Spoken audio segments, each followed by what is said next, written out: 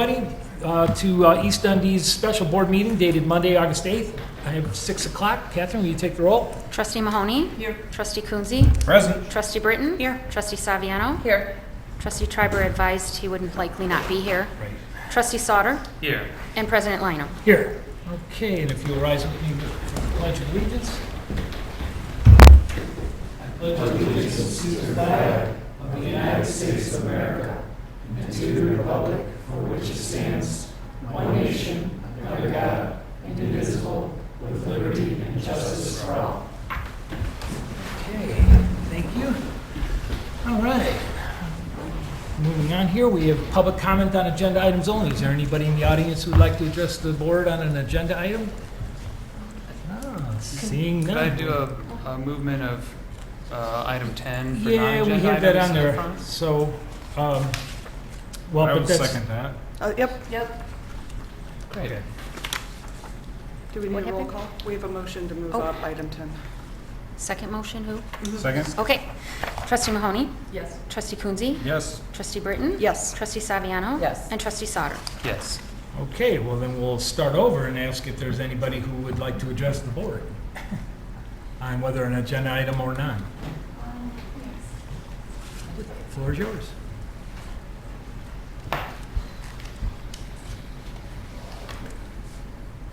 Good evening, and Well, could you, I'm sorry, give your name and address just for the record? okay, my name is Margarita Petkova.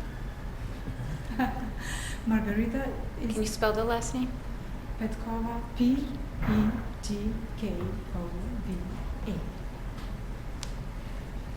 My address is 146 Crestwood Drive, East Dundee. Okay. I'm here to present an issue that we have, and it's regard to our fence being dug up by neighbor. So I will read what we wrote in regards to this matter. My neighbor is digging up my newly built fence, which is within my property. The neighbor, the garden beds along the length of the fence with deeper holes right next to multiple fence posts, exposing some of the concrete base of the posts. She then covered up the surface with mulch to make the holes less obvious. With the soil removed from around the posts, the fence now lacks the necessary support.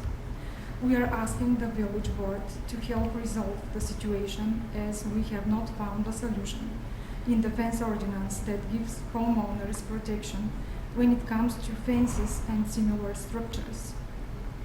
We request that the village board consider making an addition to the building ordinance that protects such structures. For instance, if a new fence is built, the neighbors should be prohibited from digging up the soil, cause damage to the concrete basis of the fence, and do any gardening that could potentially jeopardize the integrity of said structure, even if said gardening is done within the neighbor's own property. We are also asking that our neighbor, who is currently digging up the fence, is made to restore the damage and to cover the soil that was taken from our property and from around the fence. We ask that the neighbor is also stopped from digging around the fence any further. We have also so far contacted the police and the building department. The police have said that this is a village issue, and the building department has said to contact the police. We are bringing this up with the board in hopes that it can help resolve the matter. So, I thank you for taking our time to look into this. Okay, so you already called the building department Yes, and they instructed you to call the police. yes. Interesting. Okay, well, I'll tell you what, we'll get your information on this and we'll take it under advisement. There's already ordinances in place that prohibit any, damage or impediment to your property that adjoins any construction that's being done. So we'll go ahead and take a peek at this one and make sure that did they indicate why they're doing the digging so close to the fence? I mean, it seems kind of odd that they would be digging that close as to cause the structural integrity to be compromised. Yes, one of the fence we have it loose right now, and we still haven't done the work. We have a little bit to finish up, and we started having this issue. Okay. So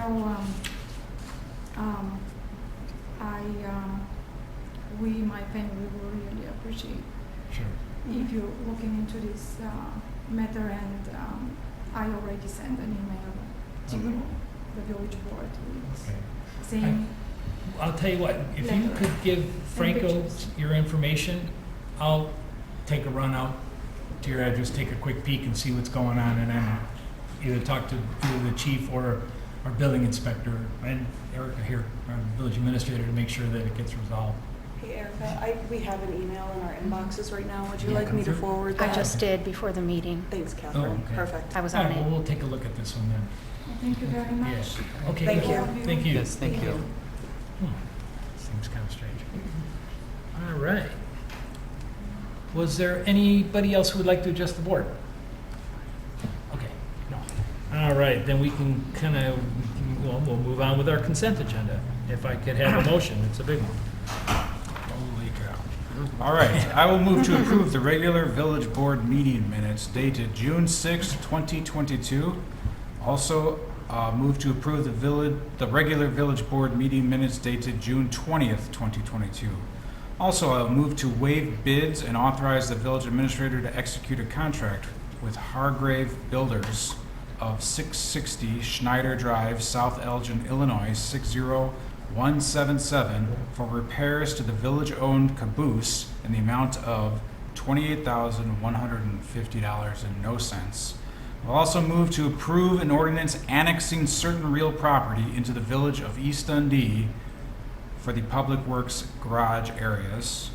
I will also move to approve the purchase of a 2022 GMC Sierra 2500 HD pickup truck in the amount of $47,709.24 from DeKalb Sycamore Chevrolet Buick GMC of 1925 Mercantile Drive in Sycamore, Illinois, 60178.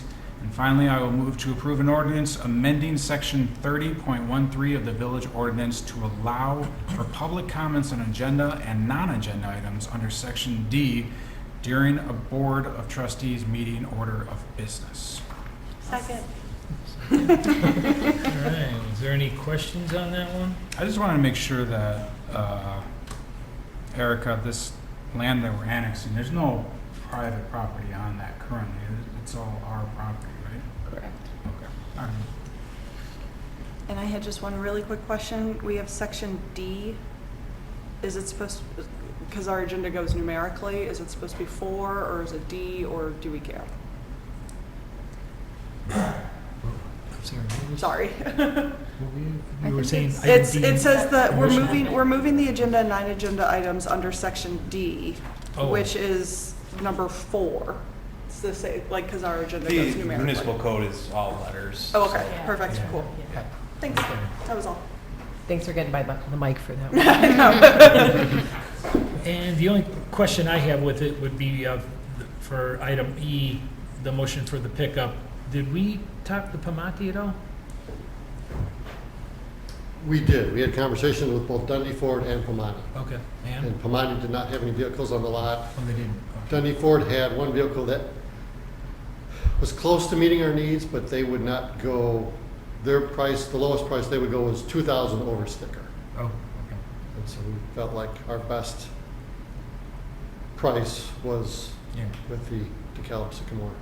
And do we dealership. still use that consortium service that, I can't remember the name of The that. Suburban Purchasing Cooperative? Yeah, yeah. So we did talk to the dealership that has had contracts with them recently, and they're the ones that told us that as of right now, you can't even place an order on vehicles through them.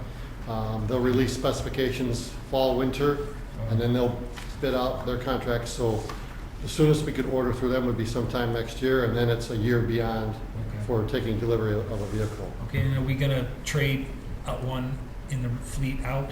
Yes, And then- yes. I should have mentioned that in my memo, but yes, we have a, Okay.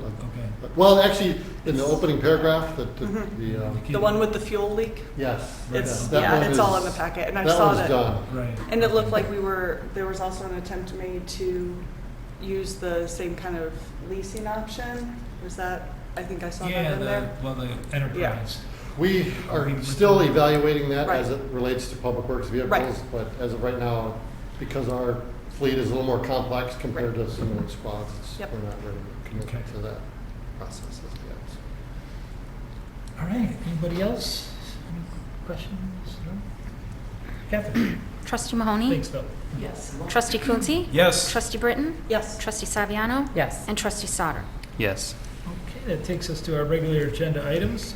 Item A, if I could have a motion.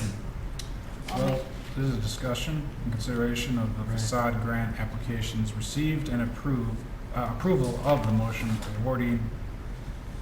Oh, so then we're going to make it a motion after we discuss, right? Well, no, just, You can just make the motion to award. All right, so I will also move to award fiscal year 2023 Dundee Crossings BDD facade grants for East Dundee Plaza, Benedict's, 202 Barrington Avenue, and 711 Jackson Street, in a total amount not to exceed $100,000.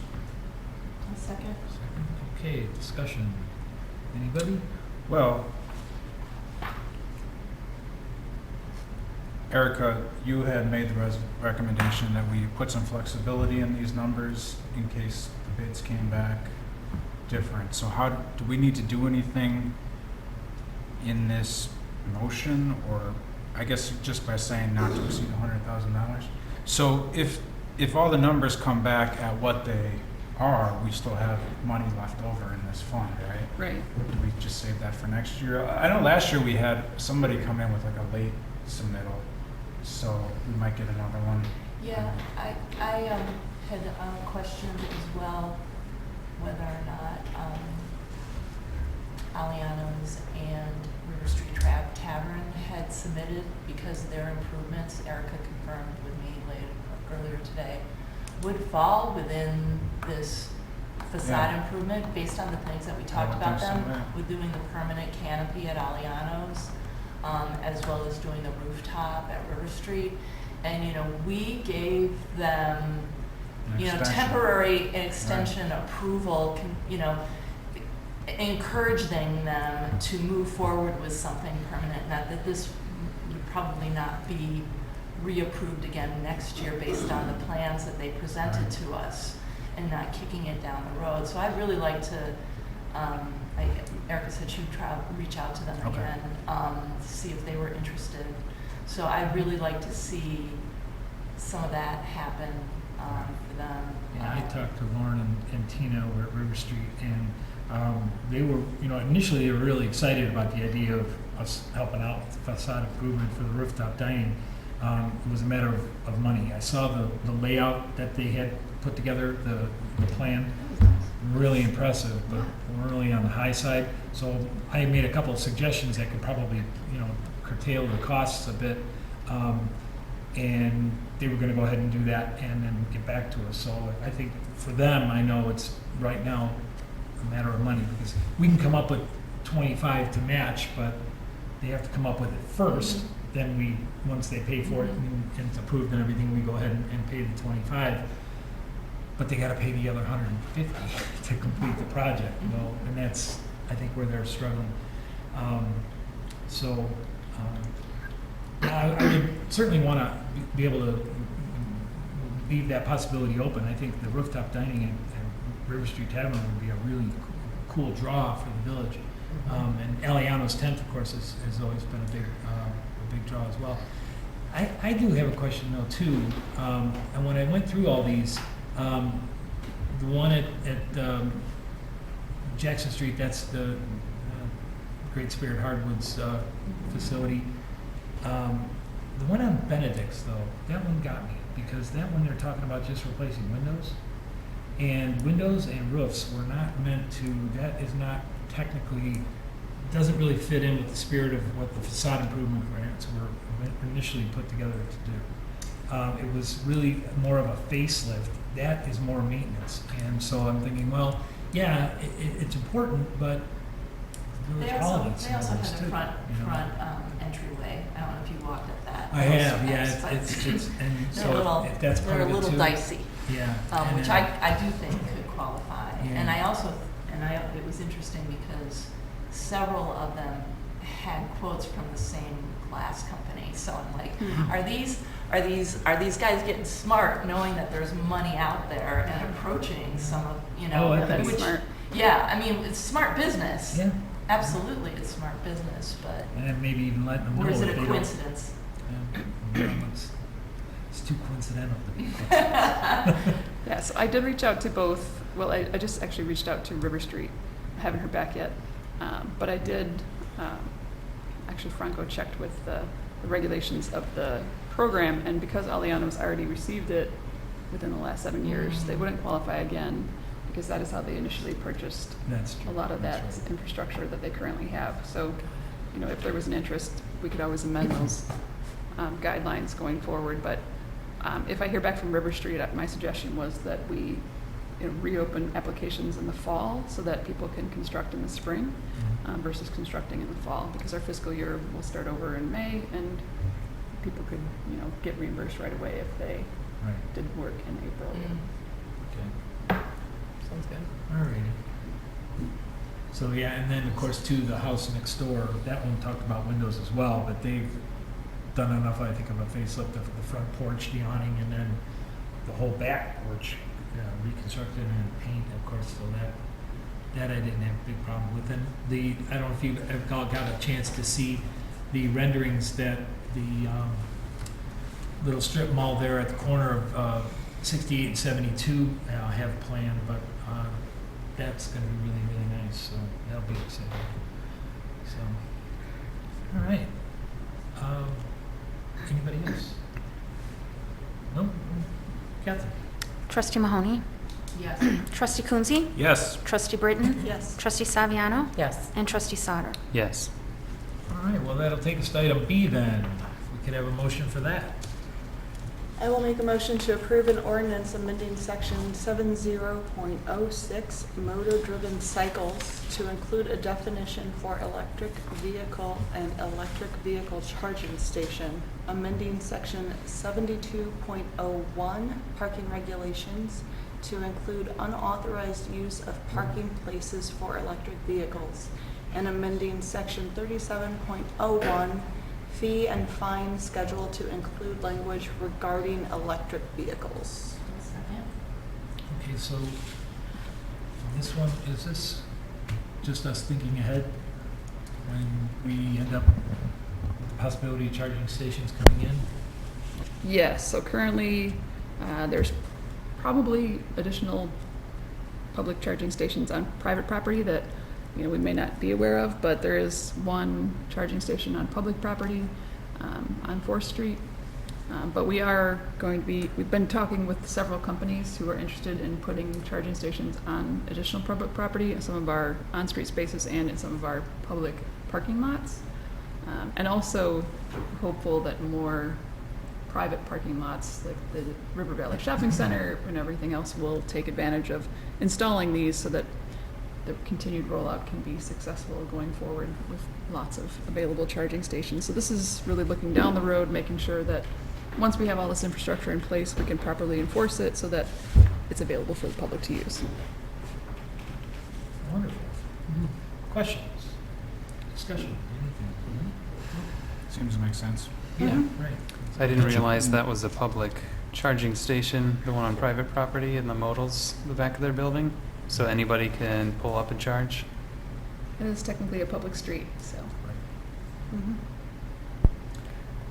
Yeah, and we don't want to end up with a tussle, private versus public, that kind of thing, so, good.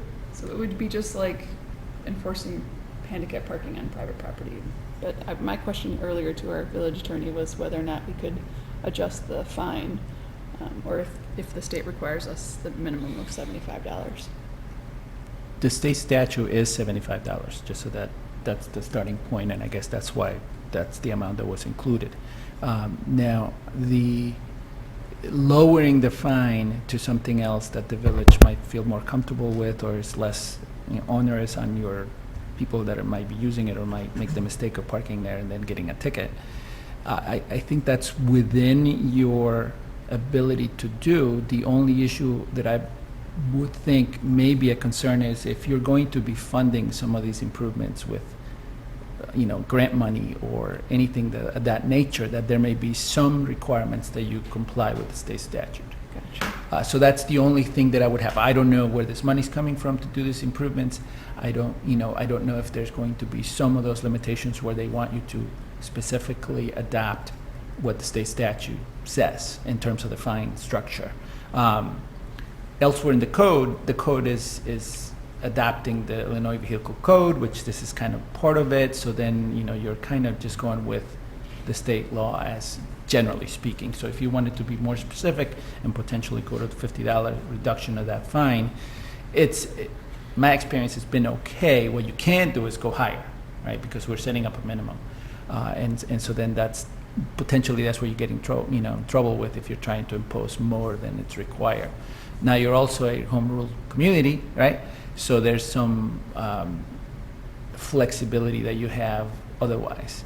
So I don't think that it's a problem if you reduced it to $50. Okay. Yeah, we'll keep that in mind. Will we put signs up? Yes, there will be So excellent signage. excellent. I feel like with excellent signage and a fairly limited amount of spaces that this currently affects. I mean, we do have a parking problem that we've talked about ad nauseum. But I think for right now, with the one station, with signs going up, the minimum stay fine, I mean, as long as it's not like suddenly in the middle of the night the sign goes up and the next day we're fining everybody who's there, a warning for a month or two might be reasonable. But I don't know if that's valid, that we can kind of just say, let the signs go up. Totally reasonable, and what I would recommend that we wouldn't strictly enforce for Right. months Right. to get people acclimated. Exactly. So I think with that, the 75 is fine. It's a statute. I don't know enough about them too, that when you charge an electric vehicle, when it's fully charged, does it automatically revert to just a trickle charge at that point? And if so, it's not gonna harm the vehicle, that's all well and good, but would someone who, say, decided to just park there all night long and take up the space, would that pose a problem? I don't know if that's something we'd have to explore. Well, I think in the statute that was in the packet is a 2-hour maximum. Right. So it's 2-hour Right, but maximum, then it you is, can't park but- overnight anyway. Right, so we would have to end up policing it, unfortunately, so. Chief? Coincidentally, I'm an EV owner, so That's right. so most of these, there's some, what you'll find basically, or what the public would put in is usually called a Type 2 charger, which normally would mean that it would take, for a full charge, would be like a 4-hour thing. So a 2-hour wouldn't necessarily be a full charge unless they're at 50-60% anyway and just want to top it off, which is what many of us do, especially when it's a free public charger. But when the charging session is over, whatever you tell your vehicle to charge at, and most EV owners will charge at 80% because you never want to charge a battery up to 100 anyway. It actually stops. But what most of the chargers do, if they're pay stations, is that they actually can time, if you're still plugged in, like after 20 minutes grace period or half-hour grace period, they start charging you again. Oh, I see. Because you haven't left for the next person to be able to come in so they can make money off the next person. So they want you to get out too, Get your car out. for the next person, right? Okay, that makes sense. Wonderful. Thank you. Okay. Any other questions, comments? No? Catherine? Trustee Mahoney? Yes. Trustee Coonsey? Yes. Trustee Britton? Yes. Trustee Saviano? Yes. And Trustee Sauter? Yes. All right, that takes us to our financial reports. Warrants listed in the packet. Any questions can go to Brandis or Erica. And we'll do reports. Trustee Sauter, start it off. No report. Trustee Saviano. I'm excited we approved the facade grant for the Jackson Street because after that's done, the mural gets to That's right. go up. That's So right. that's awesome. Yes. Trustee No report. Kunze. No report. No report. Trustee Mahoney. Couple of quick follow-up questions. Couple weeks ago, once again, Dukes and Benedict's were named Best of Northwest Suburbs by Daily Herald for ribs and, I believe, brunch or barbecue and brunch. So yay them. Good job. And then just another question for Phil on the traps with the moths. How long do those end up staying up? And not that I want to get rid of them, they're full. Well, the flight season for the male moth is coming to a close here real soon, so we're scheduled to take them down next week. Oh, okay, cool. Yeah, take them Somebody down. else was asking me about them. We'll evaluate those with the DNR. Okay. We'll get them involved in the process. So. All right.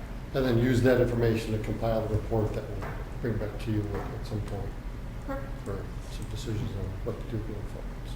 Great, thanks. Hmm? That's all I had. All right. Trustee Britton.